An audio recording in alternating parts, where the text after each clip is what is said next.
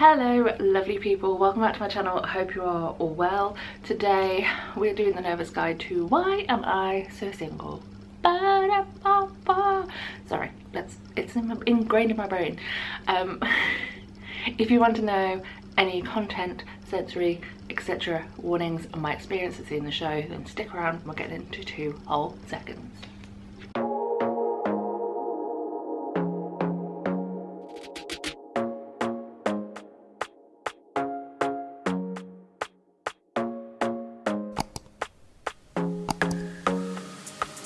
So hello, welcome back to my channel. I hope you're all well. Let's get through that spiel we always do. When I see a show, I always like to make 2 separate videos on it. First video, this video right here, this is when we talk about all things content, sensory, experience wise. So any content warnings you need to know about, any sensory warnings you need to be aware of, and any experiences that I had, whether they're good or bad. Ooh, per written, I didn't know it. The second video that I make is what will come next. That is the review. I always put it in inverted commas because I am not at all a professional. I just like going to see shows and I like to come back and talk about it, share my thoughts, my feelings and everything in between. So there we go. That is that. That is all done. Today, like I said, we're going to talk about why am I so single? Question I ask on a daily basis. This is currently playing at the Garrick Theatre. I sat in the stalls. I sat in C1 in the stalls, but you'd think 3rd row. No, 5th row. Crazy Garrick, and they're like 2 rows before A. I bought it as a rush ticket, so I paid £25 for it. I love a rush ticket. It makes coming down to London and seeing theatre a lot more accessible to me, because theatre is expensive, my friends, especially if you are staying in a hotel as well, and then there's food and there's everything else. But that's a story for a different day. So back to the show and back to the theatre. Like I said, I was in the stalls. The stalls is down a level from entrance level, so you come down a set of stairs. I can't discuss the toilets this time around because I didn't use them, but the seat was comfy because of the way the rows are set out. C1 has actually got excellent legroom because there's no chair directly in front of you. It's lush. View and the sight lines were pretty decent too. We did have a show stop, but the company manager was very good at coming on the stage and just saying there is a technical problem, we are trying to fix it, we will be back shortly. They were very good at communicating, so I have no qualms in that respect. I do have to say that the Garrick Theatre is not the best for signal, so if you are going alone, be prepared to not have any contact with the outside world unless you go to the area that you walk into as you enter. Secondly, the space as you enter isn't the greatest spaces. It's about similar with the Wyndhams, which is down the road.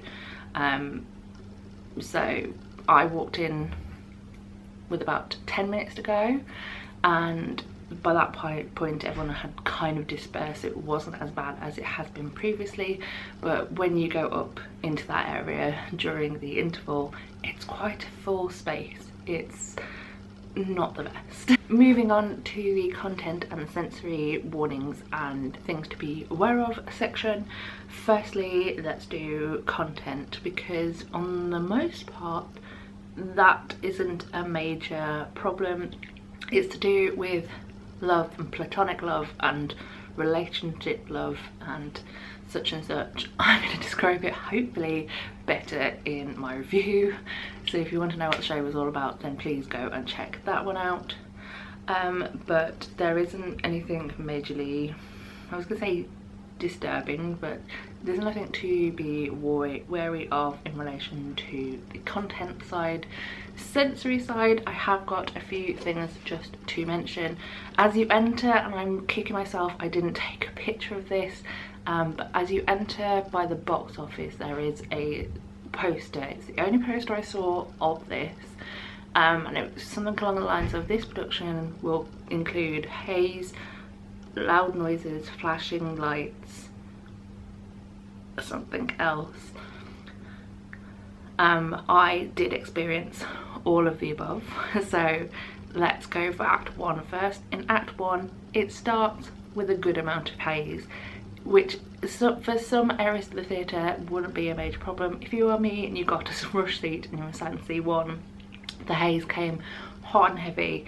The way that the show starts is that there are two people with masks kind of telling you the premise of the show, but they're not actual characters. It's hard to explain, but whilst that is going on, the entire of the stage area is covered in haze. The haze then travels forwards into the auditorium and it does kind of get everywhere. I did actually leave the theatre at the end of the day coughing because the haze had got into my chest, and that was really lovely. But it's something to be aware of, especially if you are towards the front of the stalls. The second thing to be aware of is when a pop is caught. A cork is popped by the character of Oliver. He has a bottle of Prosecco. He stands towards the front of the stage. He then takes the cork off. That creates a little like party popper moment. It was kind of unexpected at the time because it was very early on. Again, probably not a major thing if you are towards the back of the auditorium, but because it was relatively close, it was something to make me a little bit jumpy and so to pass on to you as something to be aware of. Towards the end of the act, and in fact the last song of the act, is called and I'm going to get this correct, I'm going to just check the program. I'm 99% sure I know what it's called, but bear with. The interlude in B minor, otherwise known as the B song. Now, I was going to say I'm not going to spoil anything, but if you haven't seen the show, you might not know about the B song. The B song is how the act ends, and during it there is a bee in the flat. There is a whole song about it, and it includes a person dressed up as a bee, and also a set of bee eyes descend from the above stage to just level with the band. These bee eyes flash. They are little, they're like bee, I don't know how else to describe this. They are bee eyes. They will have lights in them that flash. That during that show, that song, there is also flashing lights on the stage in other places, and it was quite flashy, and I wasn't expecting it. So I did want to make you aware of that. In regard to the B song, which is interlude in B flat, it also finishes the song with a doorbell ringing, and then the whole stage area and auditorium even becomes black. It's blackout, and then the lights come back up. You're at the interval. So that is Act 1. Act 2, I didn't write as much down. In fact, my only major thing to talk about in Act 2 is at the end of Act 2, the final song again, which I should have kept the page open because now I've got to flick again. The Better Off Love Story. Well, I think it starts at Why Am I Still Singing, Still Reprising, and then finishes off in Better Off Love Story. There again is a lot of haze. This is what set my cough off, and this is probably why I sound like this. Well, this and air conditioning. But there is definitely a lot more haze in that moment. Again, it mostly is during the kind of, I was gonna say epilogue, but it's not really that. Towards the end of the show, these same masks masked figures, if you will, from the beginning come back on the stage. At this point, the two leads of Oliver and Nancy have come off the stage and are on the left hand side of the auditorium. They've come down the steps and walked across the front row with a laptop prop because they are watching the end of this show from the theatre.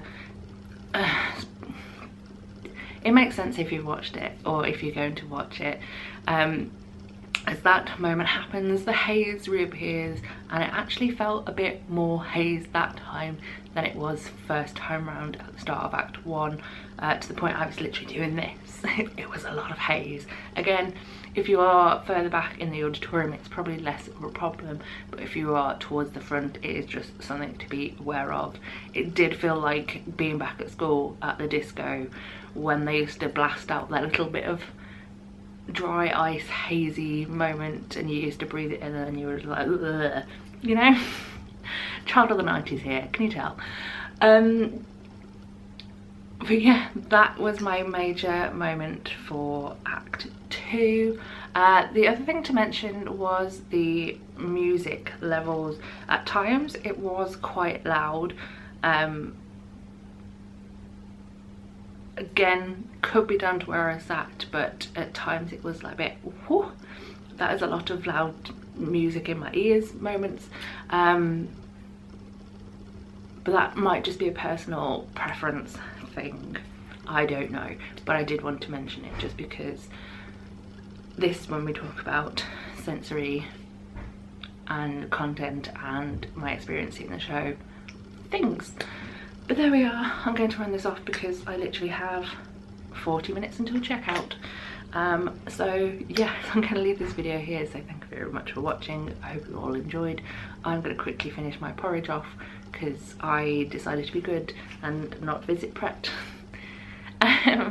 But yes, I'm going to leave this video here. Like I said, the next video we see will be the review video, which will be back in my normal location because I'm going to try and write notes on my train home, because how else will you spend 2 hours travelling back up to the Midlands other than writing notes for a YouTube video? I ask you this, I ask you this. But there we go, my experience seeing Why Am I So Single, all done and dusted. All that's left to say is the usual, and that is this: so long, farewell, auf Wiedersehen and goodbye. Bye.